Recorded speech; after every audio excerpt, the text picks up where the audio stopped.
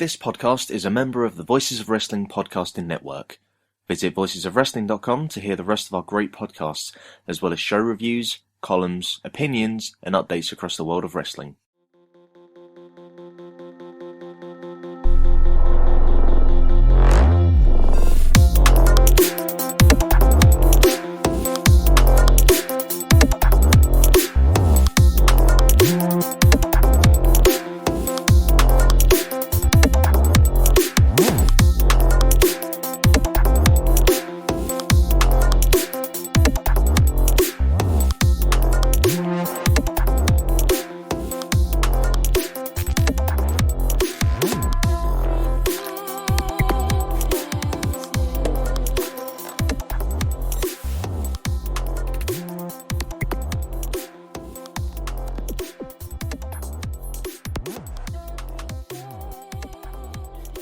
Welcome to Eurograps Express. I'm your host Neil David, as always, and we're here to talk about the last couple of weeks in European wrestling. And I've been playing in the last couple of weeks a horrendous game of chicken. You know how everyone has these little things that they do that they think are really dangerous, like our lives are so boring now, we're so separated from what we do, we're all just tiny little cogs in bigger machines that we've got to do things to make us feel alive. And one of my things that I've started doing is knowing full well that I've got to record a podcast and completely relying on Progress to upload their shows in a reasonable time. And I have to say, it was a risk that didn't pay off, and I haven't really got the buzz of the danger that's come after it. I've just ended up having to panic at the last minute and wonder what I'm going to talk about. But I've found things. Don't worry. I'm not going to leave you without Eurograps Express for a fortnight. Don't worry about that. But yeah, it's a strange thing, you know. It's like that thing when you speak to people, and I don't know if anyone else does this, because I think this is absolutely insane. I've spoken to people who close their eyes on the motorway, so they'll be driving on the motorway and they like to close their eyes for like a set amount of seconds, and I just think that's absolutely mad. You know, I don't even understand people who do things like bungee jumps and stuff like that. I think unnecessary risk is unnecessary. I get my excitement and my kicks from putting 12 grams of coffee in my AeroPress instead of 11.5. That's how boring I am, which is probably why I've chosen to cover European wrestling for a hobby. But it's been a funny couple of weeks, hasn't it? I think the biggest thing that seems to have happened is For the Love of Wrestling convention in Liverpool. I know I saw lots of things on Twitter about it. I've seen a few people went, and to me, it looked like absolute hell. I nearly went a couple of years ago. Well, it'd be more than a couple of years ago now because of COVID, but I nearly went to one in the past, and I had like a fleeting moment of madness. That's what it felt like. Do you know, sometimes when you have those fleeting moments and you think, oh, do you know what? I'm going to invest in cryptocurrency, or you know, something like that. And then a moment later, when you've stood up, or you put your phone down, you realize you're back in the real world. You realise you think, actually, no, it was a bad idea. And I'm sure, I hope the people that went had a lovely time, but I don't really understand the mark pick. For the Love of Wrestling is basically a convention of wrestling. You know, you go and lots of people were there. Bray Wyatt was there, so, you know, lots of cool people. And you could go and get your photo taken, get things signed. Loads of legends of the game. You know, people who are really into WWE would probably like it because there was lots of WWE legends there. There were people like MJF, and then there was a Progress booth. I think part of it is I'm not really into the mark pick thing. That's Chris Hero's fault, actually. I used to be into the mark pick thing, not directly paying for them. I would never go up to someone and get, you pay the £10 for the 8x10 and get the picture. I was never into that. But I used to have this thing where I'd buy a T-shirt at every wrestling show. You know, people go to gigs, they buy a T-shirt. I did that at wrestling shows. I liked having the T-shirts. It's a bit of a cliche thing, but I like it. I like wrestling T-shirts. And everyone who I ever bought a T-shirt off, you'd buy the £20 T-shirt and they'd let you take a mark pic with them. So I always did that. So I was paying for it. I would never just go up to them and ask for a picture for free, because I understand that their image is their moneymaker. What they look like is a big part of how they make their living, and they can monetize this thing, so they should do. But I did this to Chris Hero, and in fact I bought 2 T-shirts off Chris Hero because he you never know with him, you know, where he's going to be and how often he's going to come over to the UK. So I thought, you know what, I'm going to get a couple of t-shirts. So I bought 2 t-shirts. It was a lovely long-sleeved Superman-style one, and another one like Japanese-style Godzilla. It's £50. He was charging £25 a t-shirt. And I asked him for a mark pick, and he charged me a fiver. And I'll never forgive him for that. I spent £50 on t-shirts, and he charged me a fiver for a mark pick, and I vowed that day. It was in the Ritz. He came over for a progress show. I vowed then never to take a mark pick again. And to add insult to injury, this is the ultimate slap in the face. Do you know when he comes out and he does the elbow thing where he doesn't give you a high five, but he kind of just hits you with his elbow? I was sat on the second row and I leaned over somebody. I basically put my armpit right in the face. I almost gave them a dragon sleeper. My armpit was that close to the face. Leaned over with my elbow, ready for a forearm smash, and he passed me by. So I've fallen out with Chris Hero. So if you're listening, Chris, I think you're a great wrestler, but we're not friends, Chris, and we never will be. But it's not just for the love of wrestling that's happened this fortnight. I think a lot of evaluation's been going on about the English wrestling scene, and a lot of thoughts have been going back and forth in a lot of different podcasts about where we're up to with Progress and RevPro. And it's an old rivalry between those two that they'll never quite be able to shake. And I think if you're into this scene and you're somebody who follows both of those promotions, you kind of pick a side. I think it's less prominent now because Progress are kind of a bit of a joke, and we're going to talk about that, whether that's fair on this show. I should say, actually, I don't think they are a joke, but I think they're perceived as a joke. But I was always a RevPro guy. I think. And Progress, I love Progress. I'm not diminishing what they did in their heights, but you kind of pick a side. And people are going back and looking at this rivalry, I think, with fresh eyes. And because it's a very bold new world now in British wrestling. It's a very different place. And we're kind of looking at these two companies and looking at them with a bit more of a critical eye. And I've got a bit of a history of doing this. And one of the things that kind of I see as one of my big moments in writing about wrestling was I wrote an article years ago now called Bowling Alone, Is RevPro OK? And that's, if you're gauging Twitter followers by how many people read your stuff, that was when a lot of people started reading my stuff. I say a lot of people, I'm being generous to myself, I know, but some more people started reading my stuff. And it was kind of an article where I looked at RevPro and considered who they were serving. And I had this feeling at the time, and I was wrong at the time, I think. I was right in some ways, but wrong in others. And I had this feeling that they were courting a particular fan, but not really serving them. So this was when they were having Pac and Zack Sabre Jr. And Will Ospreay go to time limit draws, because Pac was champion in Dragon Gate. Will Ospreay and Zack were various champions for New Japan and RevPro. And they were kind of promising things that they weren't really delivering and booking themselves in corners and asking people like me to pay lots of money for shows that ultimately I came away unsatisfied for. And I've kind of looked at them through that lens for a while, but I think in the last few months and the past few years, even since lockdown, I've had to really, really reevaluate that, because what they've done is they've really focused on very, very particular stars. Like, you watch their shows now, and you can see who's being pushed and who they're going all in on. Will Ospreay, obviously, top of the tree. He has to be, doesn't he? He's the best wrestler in the world. He's one of the best wrestlers of all time. And I find it hard when people are hypercritical of Will Ospreay's wrestling, because a lot of people expose themselves as not having watched it. There are still people in 2022 who say that Will Ospreay doesn't sell. Will Ospreay, and I'm on record with this in various places, Will Ospreay oversells. Will Ospreay sells too much. Will Ospreay goes well overboard with the ahs and bastards when he gets hit. He oversells. You've got Robbie X, who's on a level below that, who's an absolute hidden gem, in my opinion.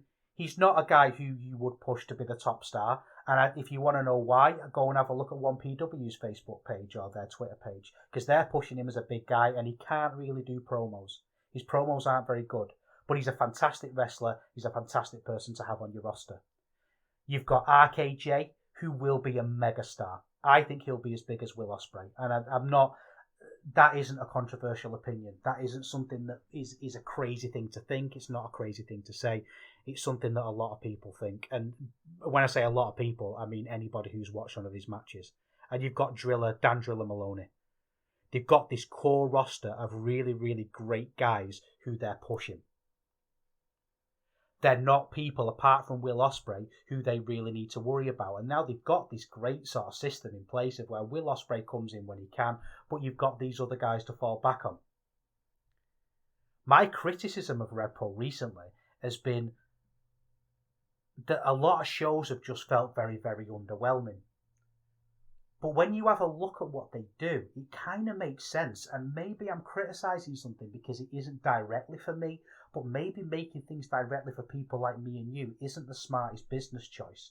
And a lot of the time, I'm hesitant to talk about business because it's not something that I have much expertise in, and it's also something that doesn't always really interest me.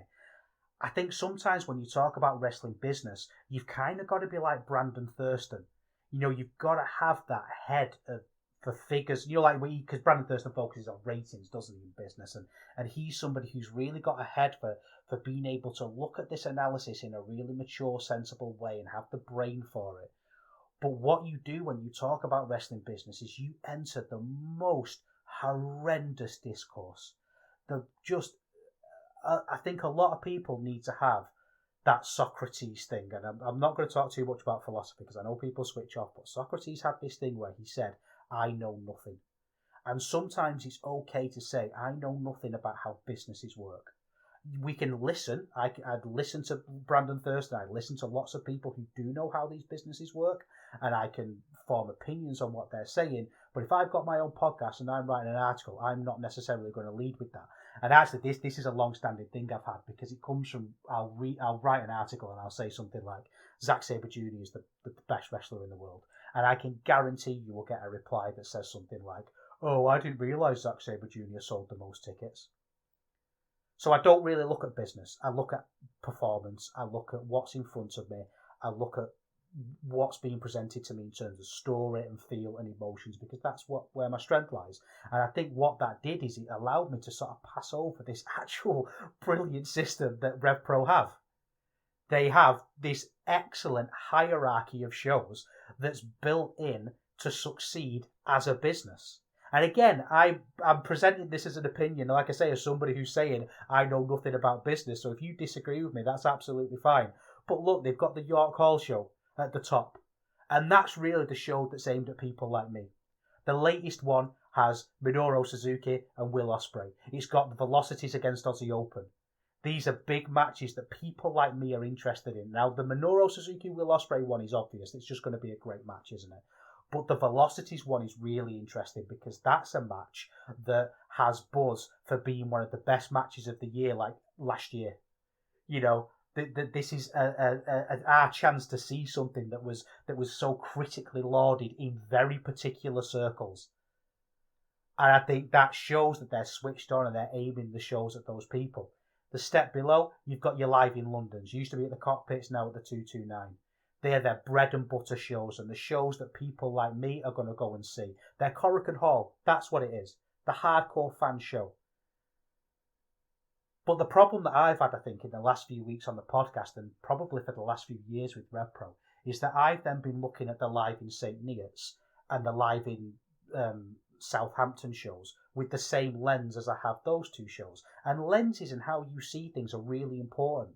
Big thing in literature, if anyone's ever studied any literature or any film or anything like that, a big thing is the gaze. Who's watching? That's the point. What lens are you looking at this through? And I'm permanently looking at things through the eyes of somebody who, the Cockpit guy, the Live at York Hall guy. But they can't do that in St. Neots or Lowestoft or wherever else they go down south. I don't know. I'm throwing out. I don't really know many small places down south. The places I know are like Bracknell, because from The Office when Ricky Gervais is talking about where he might go and sell paper. That's what I think of when I think of RevPro territory. It's that kind of Slough, those kind of really weird rubbish places down south. So they go and anyway, the point is they go and do family shows there. So they've just got this, this brilliant hierarchy of shows that serves a lot of different people. And the problem is that I'm looking at them through the same lens. And I don't think that's necessarily my fault. I think they're booking the same people. They're telling the same stories. I think that there should be an expectation that I will be able to get something from them all. And I usually do, to be fair. I think part of the problem is VOD. The VOD bubble has just absolutely burst for me. I think that it's at the point now where it's probably a detriment to the scene that we've got. Think when these VODs and these on-demand services started coming out, we just I mean, I'm saying we, I don't know about you, I signed up to them all. Demand Progress came out, I got it. RevPro On Demand came out, I got it. WXW Now came on, I got it. New Japan World Day One. And New Japan World and WWE Network, I'm getting VPNs so I can get them before everybody else. I can get them when they got it in Japan. I could get the network.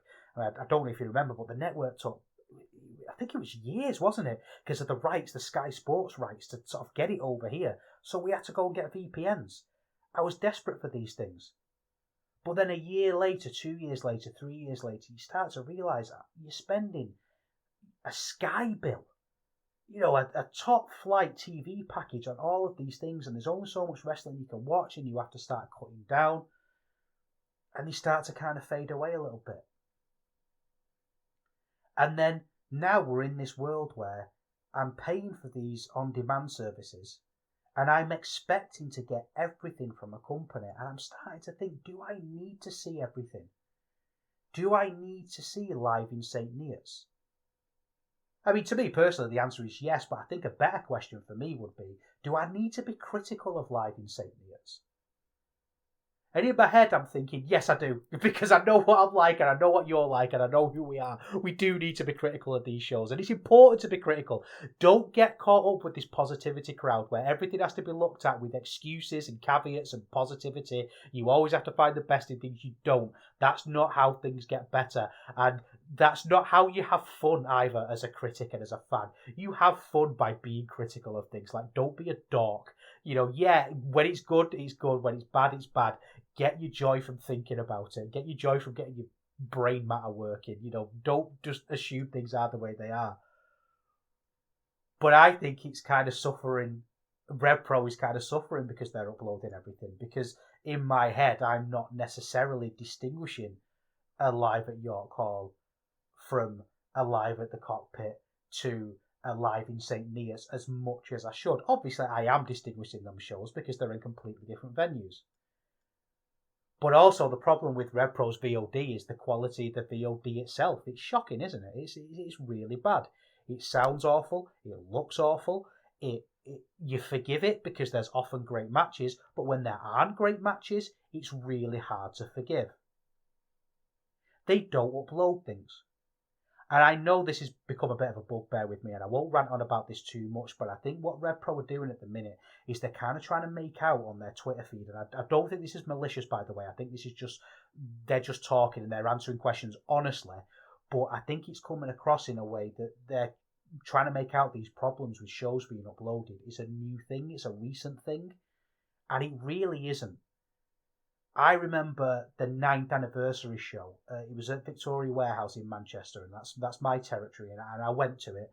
And I agreed to do a review. Rich posted, Rich creates from Voices of Wrestling. He posts the weekly sort of assignments, I suppose, and people pick them. And I'm the RevPro guy, so I said, hey, I'm going to review this show. I was going on holiday a week later. That holiday to the northeast I talked about a few weeks ago, and it was brilliant. But I was going away on holiday, and I thought, well, they'll have it up within 9 days. It was over a week. It was like 9 days. And they didn't have it up, so I didn't review that show. And I'm not pretending that my review would have made any kind of difference. Maybe it would, maybe it wouldn't. I don't know. But they're not allowing people to watch the show. They're not allowing people to invest in it. They're not allowing critics to watch it and invest in it. They're not allowing people to really follow it. Now everybody is 2 or 3 shows behind. And they were at Sheffield last week, and I didn't go because I thought, well, I can't, it's a long way to go and a lot of money for a ticket, and I feel like I'm behind, and I want to invest in this company a lot more than I'm being allowed to. Maybe that's why VODs aren't as good as they should be anymore. Maybe it's time to start looking at things like independent wrestling TV, where you don't have your own streaming service. There's lots and lots of companies you go onto RevPro On Demand and you go onto Demand Progress. It's more than RevPro and there's more than Progress on there. But what I'm worried about is they're presenting this recent thing, as I said, as being purely a recent thing, and it isn't really. But VOD aside, RevPro are doing brilliantly. They've just sold, what's York Hall's capacity? Did we say 1,200? I think it's 1,200, isn't it? 1,200 tickets. I think I might have said 2,000 before. That's a bit ambitious. I think it's about 1,200 tickets. That's not to be sniffed at. And if I'm putting my business cap back on, it's a bit unfamiliar. It doesn't fit me very well. But when I look at what they've done to sell those 1,000 tickets, whatever it is, to get that sellout, they've booked good shit. That's what they've done. They've booked good stuff. And I think sometimes the business people can bend themselves into knots. They can think about things too much. They put on a big show, so they booked big talent, and people are going. And this leads me nicely onto Progress, because Progress are not doing well in terms of tickets. I mentioned it briefly in the last episode, but they just had this Atlas tournament, and they had to move to a smaller venue. They've had to move to a venue that's around 150 people every night rather than, a few hundred, because they wanted to do this Atlas weekender. And I think the problem is with Progress at the minute is that they're still clinging on to old glories that the current owners were not part of and are not relevant anymore. They're still holding on to this cult of personality that worked really, really briefly in Progress. It worked really briefly, and I would argue that a lot of the success of Progress went hand in hand with that cult of personality, but also with great matches and great talent. It wasn't just the cult of personality. And now we have this very strange cult of personality with the new owners that isn't as effective as the original one. It's just a little bit strange, and we don't have the big names. So they're going all in on one aspect of what made Progress so brilliant, and they're not even doing that particularly well. For Love of Wrestling, we mentioned that earlier on, you could go and meet the new owners of Progress. Why would you want to do that? Why do they think that anybody would want to do that? Why are they all over the Twitter feed? I don't understand it. I blame Vince McMahon, obviously. It's but this weird archetype of wrestling that wrestling companies feel like we need to know who's behind them, and they need to be part of it in a weird way.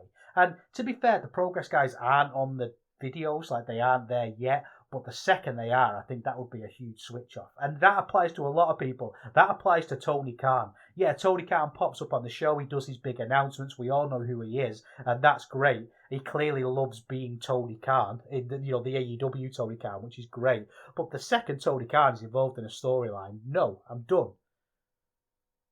That'd be it. That'd be too far. I think Progress's biggest problem is that they want to go in on this cult of personality, but what they're doing is they're forgetting that the original cult of personality was a stand-up comedian in Jim Smallman, a theatre-trained actor in Glenn. He was a successful actor on stage, and then you had Briley, who was this grumpy man who everyone seemed to love to hate. You had three particular personalities that worked for that sort of thing, and we could convince ourselves that we were part of, it was the three mates and we were there with them, and it worked. The banter worked. This new thing with seeing them pop up on Twitter and dancing around with Lana Austin in a warehouse in Liverpool doesn't. But I think their problems are actually bigger than that. That's a minor point. And I think Will Cooling said this best. And if you go on his Substack, I think it's called It Could Be Said, I believe. Let me double check, because I think he did a really good article. It's called It Could Be Said, number 25, How Do You Solve a Problem Like Progress? And I don't always read Will Cooling stuff. Like politically, with sort of polar opposites, really. I think, and he's obviously fine, but I think his blog is more aimed at other people. But he's done this progress article. I think it was brilliant, and he's given a lot of points about what could help progress. And the one that really stood out to me, and I think the one that he's articulated perfectly, is this one: no more tours, no more weekenders. I think what the progress owners have done, and this is perfectly personified by that cult of personality thing I was talking about a second ago, they've looked at the things that progress had and not questioned whether or not they're viable anymore. This weekender, this Atlas weekender, was not viable. I remember the original Atlas tournament when I got my teeth in, and it was exciting and it was interesting. And there were lots and lots of talent that they could use and choose. They ended up, he wasn't the first champion, but they ended up having people like Matt Riddle hold the title. We don't really have Matt Riddles anymore. We don't really have stars that can sustain a crowd for a weekend. And they want to do another one because they want to do Super Strong Style 16. In a way, I completely understand why they persist in doing a weekend of the Super Strong Style 16, because that's kind of it's a staple, that, and to make that not a weekender would be an admission of defeat. And I think in some ways that's what's drawn our attention to this, is because they had to backtrack. They tried to sell out a venue for this Atlas tournament and they couldn't, so they had to move it to a smaller venue, and now they've got egg on the face.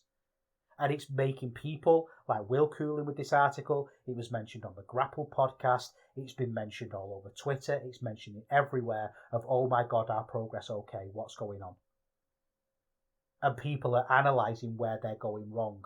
And maybe if they just announced their show in the Electric Ballroom from the start. Sorry, not the Electric Ballroom. It was in the Electric Ballroom from the start. And if they just announced it in the Dome from the start, I don't think we'd be having as many conversations. It would be relegated to podcasts like this. It wouldn't be being talked about on Grapple. They have not realised that they can't do these weekenders. They've just thought, hey, we can do this because we've always done this, and they just can't. They need to really think about how many shows they're running. They had their 10th anniversary show, and they did a whole weekend of shows, and they just can't do that anymore because they can't get them up on VOD. They don't have the facilities to do it, as far as I'm aware. They don't take the VOD seriously anyway, so we can ignore that. They don't have the fan base that can then do one weekend for the 10th anniversary show, then a weekend for the Atlas, and then a weekend for the Super Strong Style 16. They just don't have that. And in fact, they don't have the fan base for them to then go on tour, which is what they're doing. They're overloading us with shows, and all they're doing is presenting a product that is not hot. I think if Progress did one show a month, just one show, make it as good as it can be, you would get that buzz back. But from a business perspective, does that work? Does Mr. Wrestle Travel get his return on his investment? I don't know. But I think more importantly than any of that, they need to get a new identity. They need to stop hanging on to these, having the banter at the start, having the same logo, having the same feel to it, the same feel, but a little bit worse. Like I say, they've got the cult of personality, but it's a little bit worse. They've got the same titles, and bringing Atlas. But Atlas, they brought that back. That was gone, and they brought it back. They're constantly saying, "Hey, look at the past, look at the past, look at the past." And when you do, all you do is look at the current product and think, "Well, this isn't as good as that was. I'm getting less than I got before." And I think that they really, really need to think about what they're going to do going forward. Because ultimately, like I said before, Progress and RevPro are playing with the same venues, the same stars, the same everything. The problem is, Progress has been built on something that failed. Progress was a failure in a lot of ways. It was a massive success in many ways, but ultimately it was a failure because the head of it was cut off. They sold out. And I know that's a really controversial thing to say, and I've got in trouble before for saying similar things in articles. In the article, I called them scabs, which I probably wouldn't do in this day and age. Like they crossed the picket line. but they sold out. They went to the big bad WWE. And you can shout about food on a table all you want, but that changes things. They've hamstrung themselves now. They've tied themselves up in knots to have this relationship because they're really restricted. Like now, they've got Aggressive as champion, but they couldn't put all his matches on the network. He can't come out with the ROH belt. They book someone like Dragunov and they have to jump through hoops because that performance from Dragunov at the last one was dominant against Swan. It was, and these politics infesting everything that they do now. Who didn't do that? RevPro didn't do that, and their business is doing really well. They're succeeding. And in a way, like I said earlier, to sort of bring this full circle, you pick a side, don't you? And I picked the side of independence, and I'm relieved that independence seems to be winning. But at the same time, I'm kind of sad because I think a new Progress would work. A new Progress would really, really work. And I'm going to talk about the first show from the Atlas tournament.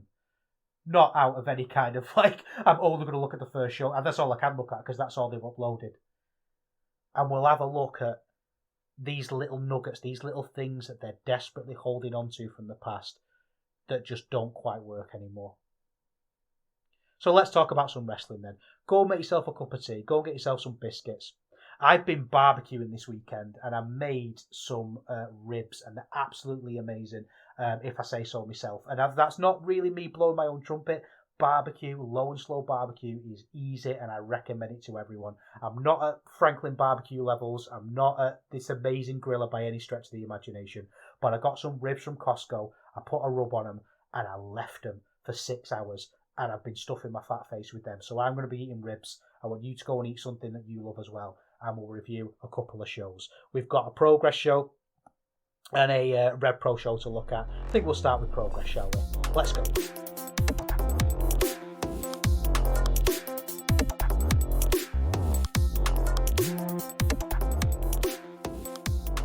So, as I say, I really, really wanted to talk about the whole Atlas Weekender and have this as a bit of a Progress retrospective and have a look at what they were up to, but they just haven't uploaded anything other than the first show, which is called By the Beard of Zeus, which I thought was a Marvel reference, because I don't really watch Marvel films. It's not really aimed at me. I'm a bit of I kind of agree with Scorsese. I think he was right, but apparently it's an Anchorman reference, which I think is really dorky in this day and age, personally, to do an Anchorman reference, but there you go. Looking at the Dome, actually, for this show, I think it's kind of a shame that it's got this perception of being a failure now because they had to go back to the Dome. I think if they'd have just booked it at the Dome in the first place, it would have been really, really good because I think it's a great-looking venue. It looked like a proper wrestling venue. Obviously, I know there's been lots of Progress shows there before. I don't think it would have been something that anybody would have felt anything about, really. So it's a shame that it just wasn't in there from the start, which I suppose speaks to what we were saying earlier about the lack of business now, really, that they didn't just do that. One thing that I want to sort of mention about Progress as well, and this is something that I've not done before, I don't think, because I haven't really noticed it. It's their commentary. They are unbelievably indistinct. I love the fact that one of them calls himself the protagonist, and I have no idea what his name is, or I can't tell you anything about it. Just delicious irony to that. I've been calling him the protagonist, and you never notice them. There's just some people talking, and they're not obtrusive in a way. I don't find them offensive particularly, apart from when they say ridiculous things. But I'm not really listening to them for the most part. I'm saying they say ridiculous things, but I'm probably not hearing all the ridiculous things that they say, which is really weird. The crowd are red hot, and I think that really helps. But they're chanting for Simon Miller, and I'm now skipping the Miller banter. I'm done with it. I think, he says something inane about Noel Edmonds, and people do an inane chant, and Miller pretends it's funny. I feel like he's out of his depth a little bit. I feel like he reacts to everything that he's said and done in the audience because he's been told to have this banter and engage with the audience, but he doesn't do it very well. And this is a bit of a general problem, I think, with the Progress audience because, like we say, it is based on this cult of personality. And not necessarily the personalities of the people presenting it, but the people who go to the shows as well. Progress is a big part of who they are.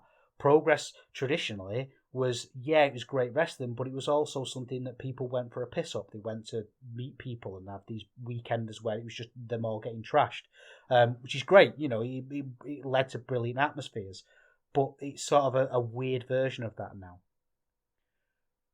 We kicked off straight away with a first round match for the Atlas title, and it was Axel Tischer against Warren Banks. Banks came out first, and I think that was a great idea. It's weird with Progress, isn't it, that when they do something sensible, like send Warren Banks out first, someone who's really over and really popular, you think, oh yeah, well done, when actually that should just kind of go without saying. But they did, and it got a great buzz in the room, and I think the fact that I've picked up on that and noticed that perhaps kind of shows the gloves that I use when I review Progress, but it is what it is. And Tisha's the reliable, isn't he? He's a great wrestler. And when they're standing opposite each other, these two, Tisha and Banks, I'm into it. A point from Banks that I mentioned in the last episode was I was a little bit worried about, not worried as such, but I was thinking about his technical ability, because I noticed that Gresham didn't go all in with the technical stuff with him, and Gresham doesn't seem to vary that ever. He just does the technical stuff no matter what, but he didn't do that with Banks, and I wondered if it was to kind of sort of maybe Banks wasn't very good at it, so he wanted to not do it to kind of hide the weakness, which would be a smart thing to do. I'm not criticising Banks, he's got plenty of other strengths, but that didn't seem to be the case, because Tisha led with some really great technical stuff at the start of this, but you know, Tisha did lead it. The problem with this one is the moves were good. They swapped control a little bit. This felt to me like a compacted main event. It felt like a main event style that they didn't really have time for. So sometimes when they would both collapse, you know, as if they were exhausted, it never really necessarily felt earned as much. That being said, once Axel did like a weird corkscrew suplex and got a believable near fall, I was in. But I think it kind of relied on me making myself get into it a little bit. They just kind of said, right, we're going to have an epic match, and you have to put yourself in that epic kind of mindset. The crowd wanted to boo Axel Tischer a little bit, which I didn't really like. I thought that was a bit strange that, yeah, they were really behind Warren Banks, but it felt like they slipped into pro wrestling cliches. Like, you can have two baby faces, but really, really be behind one and feel like it's time for one to advance. But then again, this is a crowd that were chanting, shake that axe for me, shake that axe for me, at the Axeman. So maybe I'm expecting a little bit more. But overall, I think this was really good. Banks snuck it, and you know what? I agree. I think he's so over in the room, and it's a smart booking decision. I can't fault it. I think this was a really good match and a really good way to start the weekend. Then there was a promo thing. They did a promo package for the Swan Trivet. Oh, this looks bollocks. Oh, this looks so bad. Trivet came out and he was just so annoying. But actually, one of the things I really appreciated about this promo, and I would really appreciate it if they do this more often with Spike Trivet promos, he said, I've been given 6 minutes, but I will go on for as long as it takes. And I immediately skip forward 6 minutes. What a brilliant thing to do. If you're going to book people like Spike Trivet, just put basically a sign up, put a graphic up on the screen and say, this will be over at this time. Maybe do like a skip intro button like Netflix do. Skip Trivet. And I could just go, boom, done, forward, finished. And I'd never have to worry about him. So that's what I did. I skipped forward. And we're on to a singles match. Women's match. Laura Di Matteo against Rio. I really like Rio. She's really obviously not a finished product, but she's good. She's got these great big slams. She's got a great look. She's got a great aura. And I think she kind of exposed Di Matteo a little bit here, because Rio's the real deal, and I don't know if Matteo is. Matteo's one of those people who she feels like she's been around forever at basically the same level. And I think that hurts people. You know, again, COVID caveat with that it extends things, I suppose. But I feel like I've been watching Di Matteo for a long time now and never really been that impressed with her. Wasn't she doing like the servant gimmick to what was she called? I completely forgot her name. She's one of the biggest stars of Progress, the biggest women's star they had. I can't remember. But anyway, it doesn't matter because it feels like she's been around forever and she's just at the same level, and that's kind of killed her a little bit, I think. But her selling here was great. You know, she really put Rio over, which I think was really wise. And then she won Di Matteo because she's the number one challenger. Kind of made me question the validity of this match a little bit because Rio won the recent women's tournament that they did. So it kind of feels a little bit like keeping them separate would have been smarter. But yeah, that is what it is. Then we had a tag team match, women's tag team match, which we don't often get, do we? Really, women's tag team matches. So it's really nice to see Mercedes Blaze and Tyonga against the Royal Aces. Royal Aces are super over. The crowd loved them, Charlie Morgan and Jetta. I think Charlie Morgan and Jetta are fine. I don't really have a strong opinion on them either way. I think they're both perfectly competent wrestlers, if not very exciting wrestlers. But the crowd loved them. And I think that says it all, doesn't it? It doesn't matter whether I love them or not, book them. Mercedes Blaze and Tyonga are kind of two sides of the same coin in a lot of ways. That Mercedes Blaze and Tyonga do the same thing, like they sneer at the crowd, you know, they present that they're above everything. I think Mercedes Blaze does it excellently, and Tyonga does it not great. She's not brilliant at it. There's a great point where Mercedes Blaze was doing some cool offense, and she was doing like big knees and things, and people started chanting against her, you know, doing, oh, if you hate Mercedes, clap your hands or whatever. But the Mercedes Blaze would clap her hands and join in with the chants, and I thought that was a really great idea. But Tyonga really dragged this down. You know, she was literally missing tags. She was reaching out for tags, and it took her 3 attempts to get a tag in. I think her work just isn't on the level yet. It feels like it wasn't that long ago that I was seeing her in trainee shows. So it's just, I feel like she needs more time, and I don't think this is the appropriate place for her to get it, really. But again, tag team match, third on the card. It's not worth getting help about. I think that I came away being really impressed with Mercedes Blaze, and she's definitely someone that I want to look at more in future. Then we were on to the next tournament first round, and this was a triple threat elimination match. Because apparently Joe Hendry really wanted Will Cruz in the tournament for some reason. So it was Ricky Shane Page, Joe Hendry, and Will Cruz. With Los Santos Jr. as an enforcer. I never got the Los Santos thing. I'm going to put that out there now.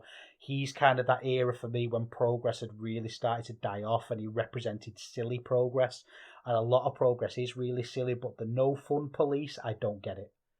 I never got it. I never will. That's just not the kind of wrestling. I like my wrestling with a straight face for the most part, and that he's the complete opposite of that. Ricky Shane Page is a funny one because he's one of them names, isn't he? He feels like a name, but to me, he isn't really. He's somebody who I get that he's a deathmatch legend, and he feels like he brings an aura and a feel with him. That, okay, yeah, you book someone who's significant, but then when I take that first layer off the onion, I don't really have an opinion on Ricky Shane Page. I can't. He's one of those wrestlers where I know I've seen a lot of his matches, but I probably couldn't tell you anything about them. You know what I mean? Like, I can't really remember any of them. I know he won a CZW Tournament of Death, probably, I think, at some point. Will Cruz, again, he's a proper big lad. He looks great. I feel like he's on the edge of a breakout. So he's a good wrestler to get on board with. He's not there yet, and spoiler, he doesn't do it in this match. But I think he's got the potential to be somebody who breaks out and does really, really well. So maybe he's one to keep an eye on. And then we get Joe Hendry. Oh, God, I just don't like Joe Hendry at all. And I think it's a shame because throughout this match, he was doing strength spots and they're phenomenal. Like, he's such a phenomenal talent at sort of the basics, like actual doing the moves. Like, the way he was able to literally throw these big lads around was impressive because they're a lot bigger. I mean, Joe Hendry's not small. He's very muscular. He's very built. But these are big, heavy bruisers, Ricky Shane Page and Will Cruz. And he was able to throw them around excellently. But his presentation here was really, really confused because Joe Hendry's a heel, but he does these funny custom entrances that everybody likes, so then people like him. And he ends up becoming a bit... Like, for example, with this one, he came out and he said, I will do my entrance if everybody is quiet. And then nobody was quiet. So he said, right, I'm not doing my entrance. I'm going to put it through my headphones so only I can hear it. But when he said he wasn't doing his entrance, everybody booed because they wanted to see his entrance. But he's a heel, and it's... I guess on the surface of it was funny, but again, it feels pointless when you think about it. You think about it for more than 12 seconds, it's just like, this doesn't make any sense. And maybe that's a fault with me. I can hear you say that, and I completely accept that might be the case. But I don't have to like Joe Hendry matches. And I don't know if anybody does, apart from the 150 people that were in the room and seem to really like it. It was a bit slow, this. It was a bit doing moves. Just like I say, Hendry's strength was amazing. Cruz picking people up and doing moves was really good at parts. But basically Hendry ended up doing deadlifts, taking a pile driver and leaving because he got pinned by Cruz, which is a good idea. He put Cruz over because I don't think Hendry will become a Progress mainstay. But there was no build to it. Almost, it's kind of the pin came out of nowhere, but nobody really reacted in a shocked way. It just kind of happened and it was over. In all honesty, I think this was set up for a Cruz breakthrough, like I said before, and it didn't really come across that way. There were quite a few things that just didn't really work. Like Cruz tried to do a thing where he ran across the ropes, like along the ropes, and he fell. But Ricochet and Page very smartly, quickly kind of dragged him a little bit on his way down and then pointed at his head to make out that he wasn't necessarily Cruz that fell, he was pushed. But then the commentary sold it like he made a mistake, and these things happen. So it kind of exposed it a little bit, and that's kind of what I've ended up remembering from the match, really, more than anything, was that little botch and how badly they covered up for it. So I'm not really a botch slater, to be honest with you. I kind of think botches are part and parcel, and if like with this one, you work it into the story one way or the other, then you get away with it. But the problem is they worked it into the story twice and then ultimately exposed it even more than it would have done in the first place. So it kind of left me a little bit flat. And there's the fact that it was a three-way as well. But it was a three-way elimination. The first pin happened quickly. So if you're going to do it, that's the way I'd want you to do it. Then we got Shaf and Jonah, which was another first round match. This was from I believe Defiant Wrestling, I think it was, in Canada. Or was it America? I should probably be better prepared for this, but I thought it would be highlights, but they ended up showing the whole match. And I think it was a mistake to show the whole match. And not because it was a bad match. It was a perfectly good match. There were two huge blokes, big bombs, sold really well. It really felt like a match that fed into the spirit of an Atlas tournament. It was big lads doing shoulder blocks. It was a red hot crowd, and the wrestling was probably the same standard as the matches that we'd seen in the other two tournament matches that we've had so far. But they were a crowd that were really invested in it. They were reacting to what was in front of them instead of trying to come up with silly chants. They were really invested in what was going on. And it was weird watching it because I'm watching this match and thinking, this is what the whole tournament should have been. And it was just stuff like Jonah doing a fireman's carry and launching Shaf across the ring before going up to a top rope to screams. That's all it is. But then I'm looking at Cage Match and I'm thinking, I've got Lycos against Ridgeway next, and this seems so much better than that will ever be. And this was the best match on the card, and I think it was the best because the presentation was better, the commentary was better. The wrestling was more appropriate to what we were doing. They felt more like stars than the people did on the show, apart from maybe the odd person. So it was a weird juxtaposition. That thing of juxtaposition. You put a tall person next to a short person. The tall person seems taller. The short person seems shorter. You put a really great match in the middle of a load of average matches, and it has a similar effect. So then we're on to Ridgeway against Lycos. There's a bit of a debate going around about Ridgeway. He's reaching some highs now. Obviously, he's gone back to Noah. He's in Stinger, and he's a champion now for Noah. And a lot of people are saying that he looks awful. I think he looks kind of cool. I think he looks a bit like a squaddy on the edge, but I like that. I think that's a really good look. He's got a bit of a less Jack Dynamite kid about him. I'm not going to go onto a Lycos rant with this one because I do that every episode. But the only thing I will mention is when they came out and the commentary mentioned about how Lycos had teamed with Gresham and sort of they're now like a baddie team. And one of the announcers went, yeah, top 10 anime betrayals. And I immediately switched off then on the commentary had done. I talked earlier on about how I didn't really notice them, but on hearing top 10 anime betrayals, I thought, right, no, I'm not even thinking about you ever again. Rubbish. This was a good match, you know. Again, with the Lycos thing, I feel like in a way by saying this was a good match, I'm kind of arguing against myself, but actually I'm not, because the reason this was a good match is because they weren't really the Lycos shenanigans. There was no powder, there were no baking trays. There was a little bit of Kid Lycos too on the outside, moving ropes and grabbing hands, but nothing really offensive, and it was just wrestling. And I think that Lycos is obviously a good wrestler when he wants to be. It had one very particular pace, and it never really slowed. I felt like a lot of the time I was constantly waiting for the big bomb or the break or the dominance, and it never really happened. And that's not a criticism necessarily; it's just a style thing that maybe I would have preferred it to be a little bit differently. I thought Ridgeway at one point he was getting battered with knees, and the way he sold was amazing. You know, just kind of glazed eyes, and then Lycos did this really weird senton when Ridgeway was sat up on his back, and it looked fantastic. There was lots of moments in this that were really, really good. It was a whirlwind of wrestling, and I really liked it. And I'm not ashamed to say it. I liked a Kid Lycos match. And you could deal with it. Then we had Sky Smithson against Alexis Falcon. I thought this was a good idea because it was a nice, simple story from the last show. There was a four-way, and these two ended up really not liking each other very much, so they had a match. He was dominant from Smithson, which is good because she's a lot more competent than I think Alexis Falcon's fine, but Sky Smithson's a lot better. Sky Smithson is the baddie, so it was appropriate to have the beatdown.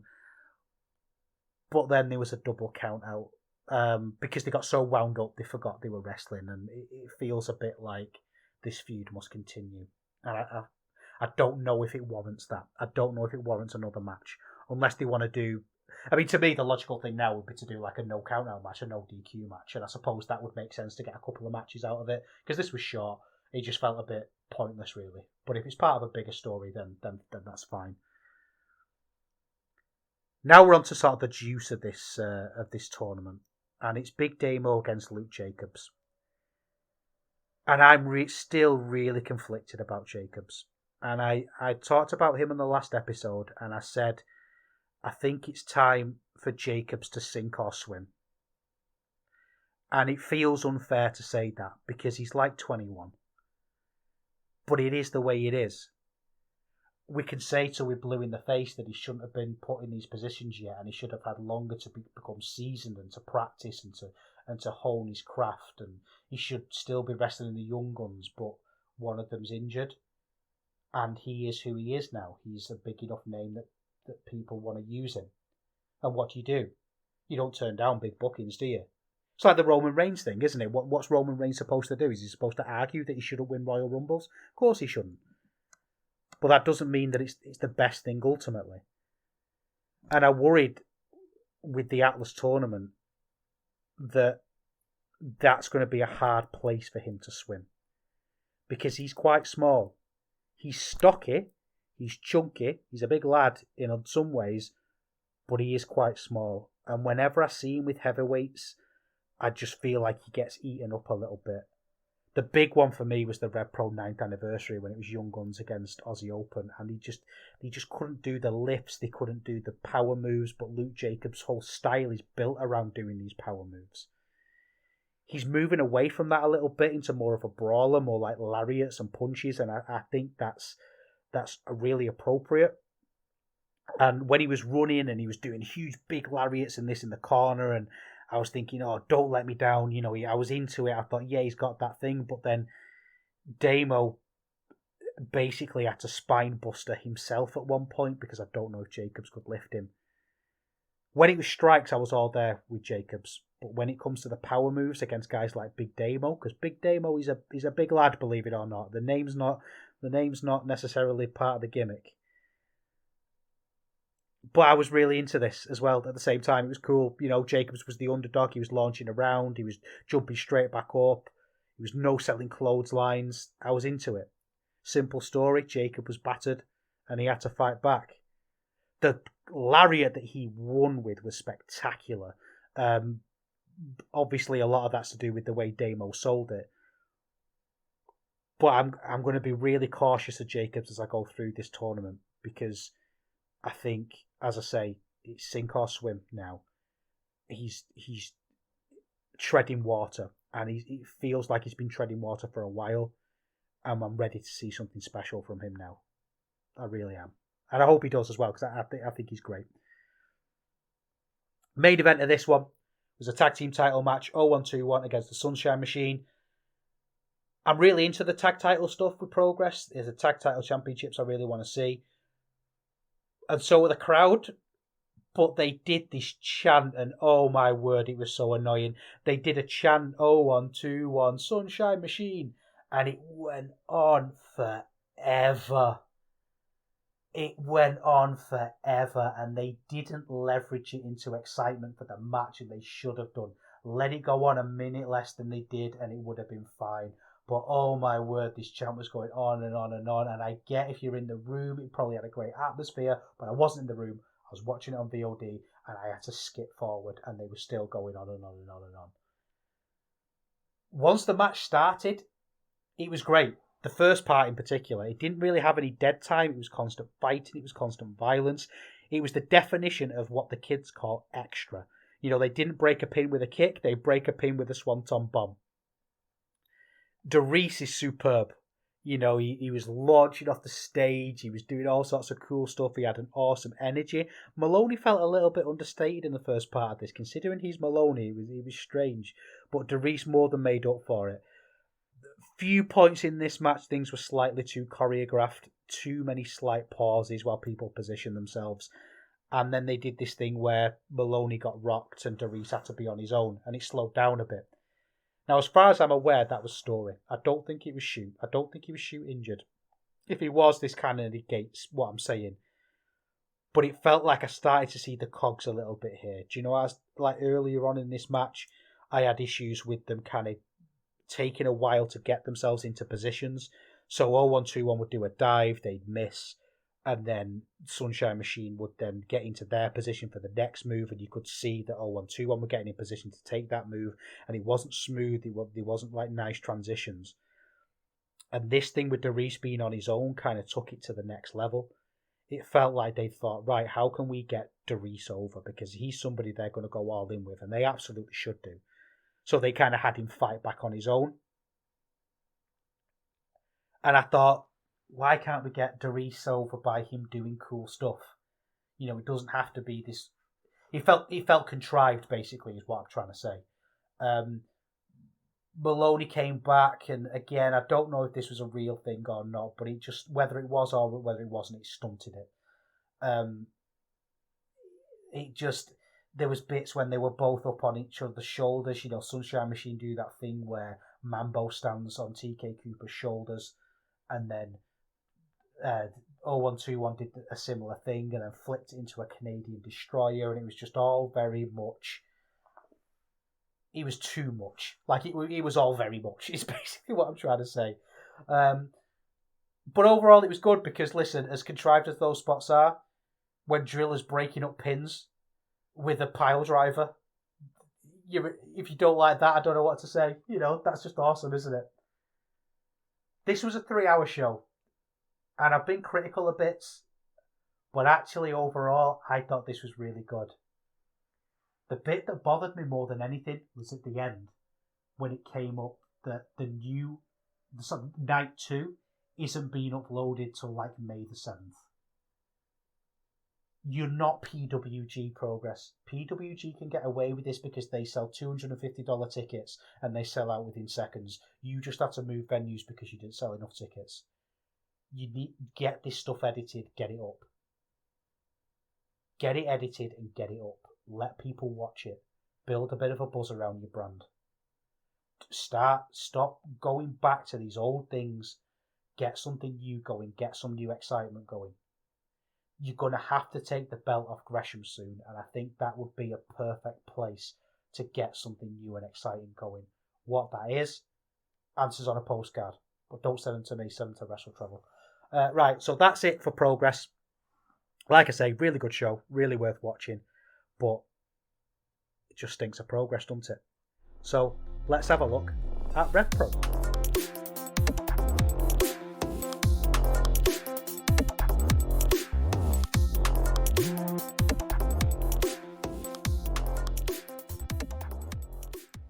So here's one that I can take seriously, because this is our Live in London, and these are the ones that RevPro put a little bit more effort into. These are kind of their bread and butter.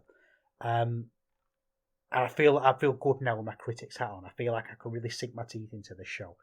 So let's just go through it then. We started off with Mysterioso against Yota Tsuji. And I really need to think about Yota Tsuji. I do this thing for Voices of Wrestling. Well, I've done it a couple of times when we get these young lions on excursion, and I do something called a midterm report. And it's a fancy way of basically saying I'm looking at where they're up to, maybe halfway through their excursion or towards the end when they're about to go. And what would I say about Yota Tsuji? Because Great-O-Khan, I had this gimmick to really sink my teeth into and think about, and then with Great-O-Khan there was always the potential with him that was always really obvious. When he got into the tag team with Shah Samuels and he started bounding around in a pair of jeans and no shirt on, and then you had his work with Gideon Grey that was fantastic. You had the fact with Oka that he was basically outshadowed by other young lions on his when he was supposed to be the big one. Like, you know, it was. I had a lot to talk about. With Shota Umino, we've had the fact that he feels like a star, but he put a load of weight on. He kind of wrestles in a really lazy way. He never really seems like he's that bothered. You have the stuff that he did with Moxley that gave you stuff to talk about. But what do I say about Yota Tsuji? What's he done? And I don't even mean necessarily good or bad. What do I say about his excursion that's exciting? I think he's had a couple of decent matches. Not really stand out as being fantastic. I mean, I suppose the best one is the one with Gabe Kidd at Wrestle Carnival that we talked about, but I don't really know if I'm going to be raving about him at any point soon. So when I'm looking at him with Mysterioso, I'm thinking, well, who's more exciting? Is Mysterioso more exciting than Yota Tsuji? I think he might be. We started this match with some of the most half-assed wrestling imaginable. It was slow, it was boring, there was a bit of jumping, but it spoke to an empty room and a training mat. It felt like they were both better than this.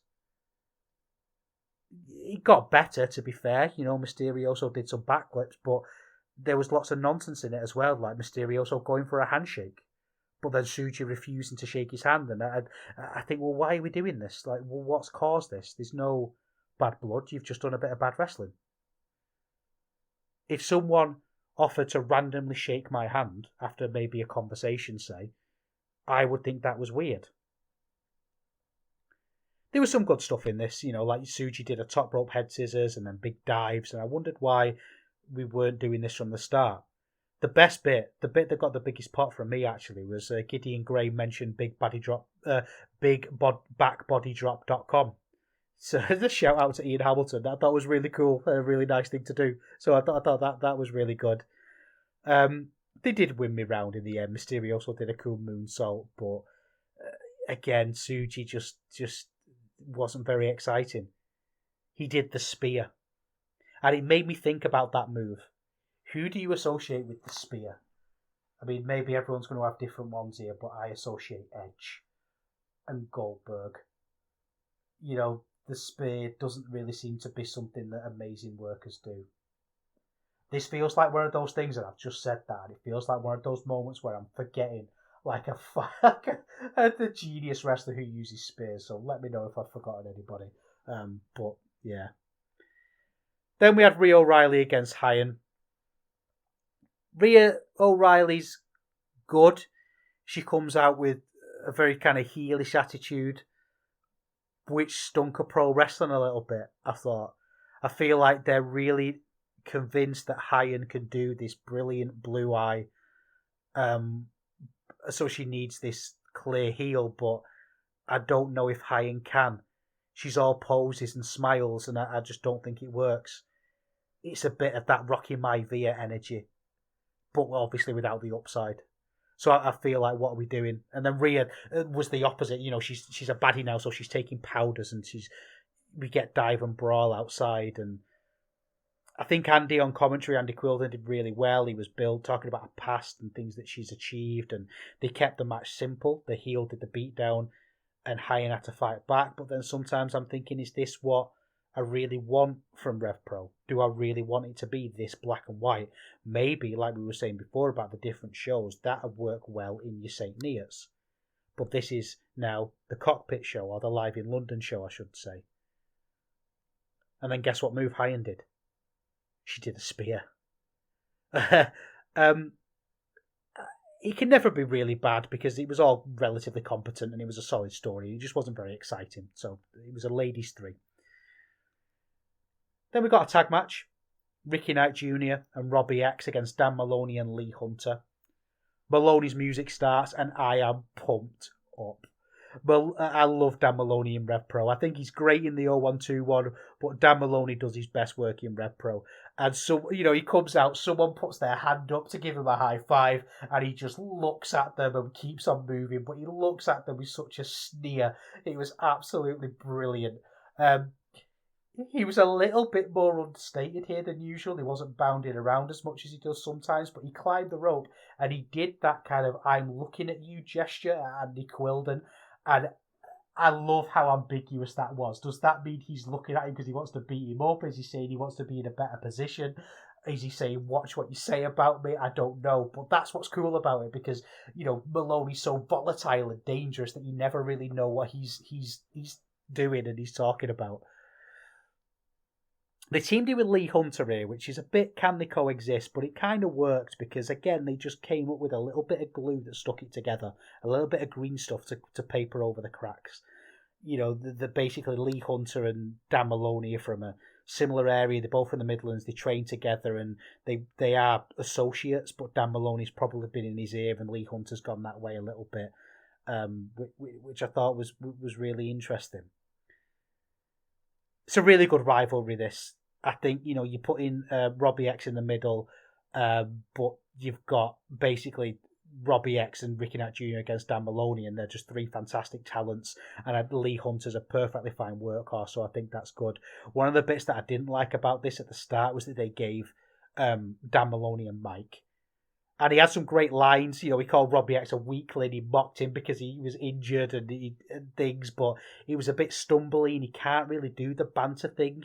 And he got outclassed by someone in the audience. We couldn't really hear what they were saying, but they clearly made him stumble over his words a little bit. And I thought, what you're doing really by giving Maloney a mic is exposing his weakness a little bit in a really unnecessary way. You know, it didn't necessarily need to be that way. So why do it? But they did, and I think he got away with it. But this match was, it was really good. You know, Robbie X he's a whirlwind, isn't he? He's all over the shop. He's absolutely everywhere. There's a bit few too many sort of scrapes to the eyes and kicks, and Hunter kind of played the heel a little bit at parts, and you know, there was still enough here to keep me interested. Robbie X has got an absolutely amazing hot tag. And RKJ, I was talking about this on the Discord earlier. RKJ can do everything well. He could do speed well. He could do power well. He's so good. It really made me think about what we're doing now with RKJ. Because I think this is a perfectly fine story that he's in the middle of. I don't think there's anything wrong with it necessarily. But I think there's got to be a time limit on RKJ, hasn't there? I mean, he's working for Progress again.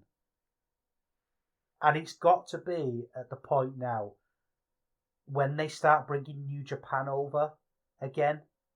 And obviously Suzuki doesn't come alone, he's going to come with people. And you think they're going to look at RKJ really closely and they're going to want him. AEW are going to want him, WWE are going to want him. I think that's inevitable in a lot of ways. But what that says to me is we need to be really doing something with Robbie X. With RKJ. We need to be putting him in positions where he's going to have match of the month level matches. He's not a Michael Oku that's going to be yours forever. And I think they need to make sure they're getting the most out of him before he goes. Even if anything, to build him up to put someone else over. You know, that the old territorial thing. That's just what you need to do. Dan Maloney did a spear. 3 matches, 3 spears. That is what it is. We're back with Luke Jacobs again. Now, we had Luke Jacobs against Kyle Fletcher. When I said it's time for Luke Jacobs to sink or swim, I think he's more likely to swim in these kind of matches than he is in Progress. But, spoiler, he's the Atlas champion now, so it is what it is. You know, on these shows, you get this kind of really good grappling. You know, he's grappling with Kyle Fletcher, but both of them are wrenching and grasping for ropes. It's not the kind of assisted fake grappling that you often get in Progress. I think it's better for him to be part of this. I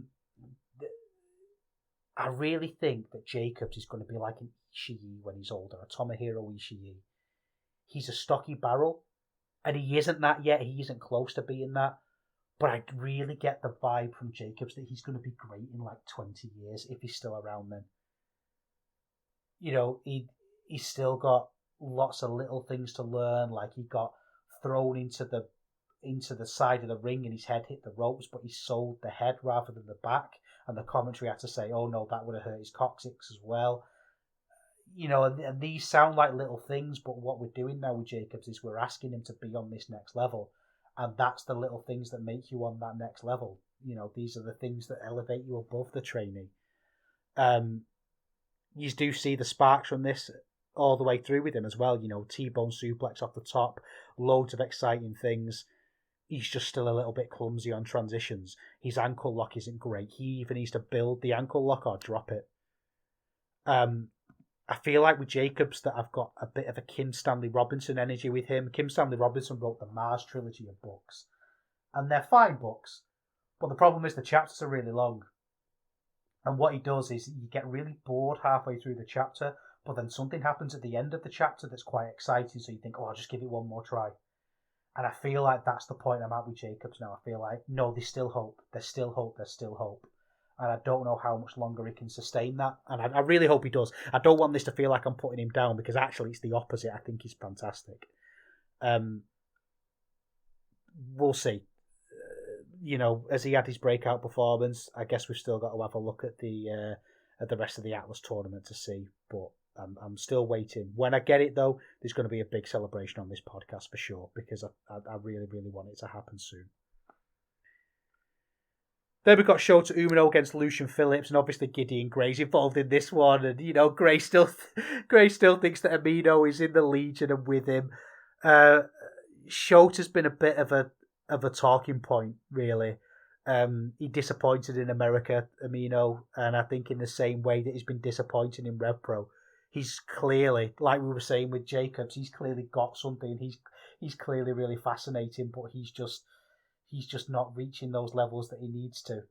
Kind of made me nostalgic for the good old days of the Great O'Khan, because I never really got to that point with Great O'Khan when I was like, oh, come on now. I still felt like he was progressing all the time. What I liked about this one, there was some weird t-shirt stuff at the start. Like, they were trying to get Shota to wear a Legion t-shirt that he wouldn't do, but Shota threw his Shota Umino shirt at Lucian, who threw it to Gideon Gray, who smelt the shirt, like lovingly sniffed the shirt in such a funny way. I'm not going to do this justice. You've got to see it.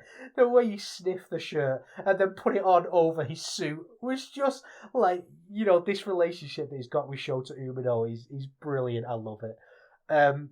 Match was crap. Like, load of crap. Moves happened to a silent crowd. And I've been arguing for the commentary for RevPro to be quieter and let moments breathe. And they finally did it in this match. And Andy needed to just talk to me all the way through this match because it was not very good at all. It was confused and it was silly, and Lucian Phillips is a bit of a jobber, but he dominated Amino, and it kind of crossed the line a little bit. Obviously, I think jobbers can get offense in, and it's good that they got offense in. I don't think this should be complete squashes really generally, but this was too far the other way, so not really worth watching. Then we've got an undisputed British women's title match, the champ Alex Windsor against Alison Kay. Alison Kay really half-arsed it last time she came to RevPro. She had that thing of the import not really taking it seriously, and I got that impression from her here as well. Alex Windsor looks and carries herself like a star. I really believe that. I think the problem with her is often her wrestling doesn't quite match up. There was just silly shenanigans here, like Marty Bell was going on about. Marty Bell's Alison Kay's tag partner, and she came out and she's going on and on about would they change the name of the title to the American champion instead of the British champion, and then Alison Kay used that distraction to go for a pin finish, but the bell hadn't rung, so the ref didn't count the pin, and that's probably a pretty good metaphor for the match, really. Kay got a visual pin at one point, but they had to play it off as an attempted wrist lock, even though both her shoulders were on the mat. Quilden told me that this was a war, but it wasn't. It was rubbish. Rhea O'Reilly came out because she won the match earlier, and she came out to challenge, and I thought that was great. But then Alex Windsor just punched her in the mouth, and she fell out the ring. So she came out to challenge and looked like an idiot. She'd have been much better off if he should have just come out to challenge and they had a stare down. That would have been perfectly adequate, the old New Japan method. But, it is what it is. Mark Davis against Alex Coughlin. A rematch, but I liked it because I thought the first match was really good. It feels like they've given Coughlin a bit more here in this match. It feels like they've given him a little bit of a story to chew on, because previously he would just go out and do his strength spots. And this started off really well. Slamming on the outside, shoulder, barges. It was a big bruising match. It just didn't really have the excitement of the first one. Dunk was much better in this match. In kayfabe sense, he was much more dominant. He was big punches and things, and he really dominated Coughlin, which you don't really see very often. And there were little bits in this that I didn't really like Coughlin did his fall away slam thing in the bridge, but it took too long and it was a bit sloppy. But this was big lads hitting each other, and how can you not get into that? It was a really good match.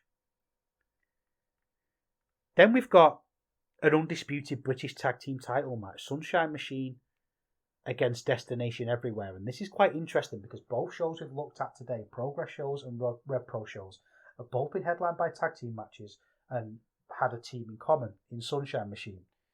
I don't know which one was better. I think it's a little bit of a tricky one. I thought this one was really good.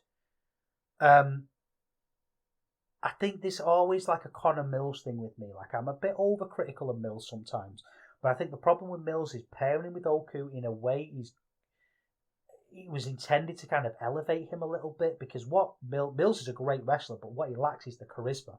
So putting with someone like Oku, who's overflowing with charisma, should, in theory, build him up a little bit. But actually, it didn't really work that way, because it just kind of highlights Connor Mills' lack of charisma, I suppose.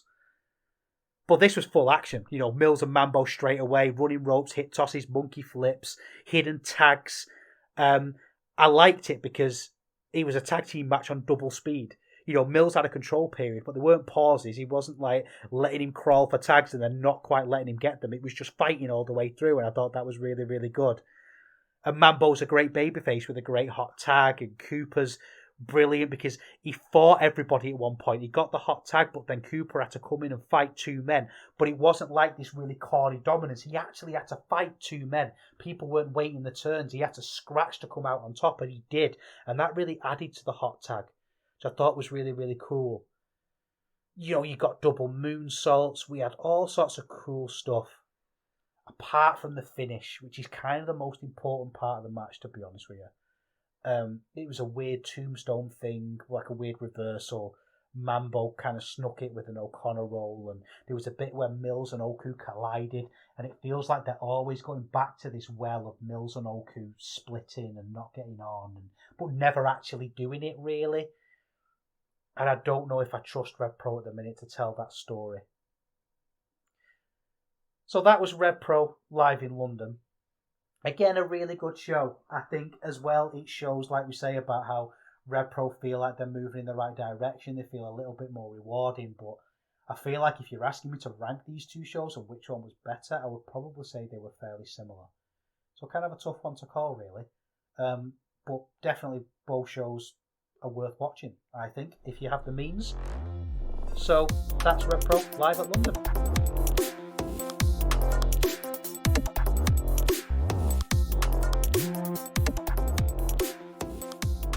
I am going to dedicate myself in the next episode to not talking about RevPro and Progress exclusively, because I've done 2 episodes in a row now, and I made the right decision. I'm not saying that I've done it for anything other than I want to talk about big things that have happened and what everyone's talking about.